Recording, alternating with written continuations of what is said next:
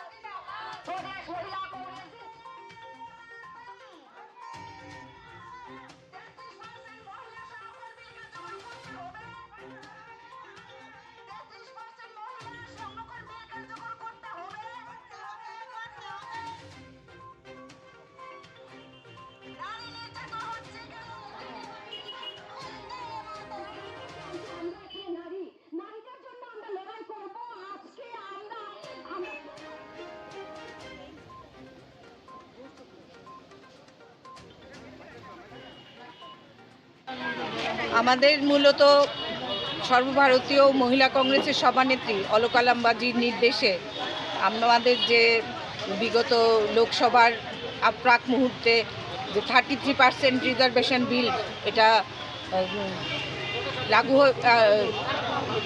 এটা চালু করেছে, কিন্তু ইমপ্লিমেন্টের কোনো ব্যবস্থা এখন অবধি করেনি। তো আমাদের বিল পাস হয়ে যায়, অথচ ইমপ্লিমেন্ট যতক্ষণ না হবে ততক্ষণ আমাদের বিধানসভা এবং সংসদে আমাদের যে সংরক্ষণের দাবি সেটা আমরা করতে পারবো না। আপনারা দেখেছেন বিগত দিনে আমাদের প্রয়াত প্রধানমন্ত্রী রাজীব গান্ধীজি 50% পঞ্চায়েত স্তরে মহিলা সংরক্ষণ বিল পাশ করিয়েছেন বলে আজকে আমরা মহিলারা জনপ্রতিনিধি হিসাবে পঞ্চায়েতে লড়াই করতে পারছে।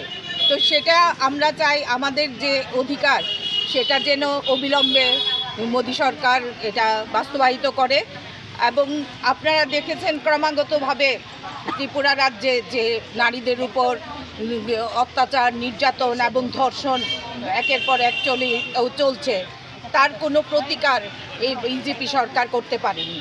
তাছাড়া এই 5 বছরের শিশুকন্যা থেকে বৃদ্ধ পর্যন্ত, আবাল বৃদ্ধ বনিতা কেউই এই ধর্ষণের শিকার থেকে রেহাই পাচ্ছে না। সেটার জন্য প্রতিকার অবশ্যই করে এবং আমাদের মহিলাদের নিরাপত্তা সুনিশ্চিত করতেই আজকে আমরা এই বিক্ষোভ সমাবেশে সামিল হয়েছি।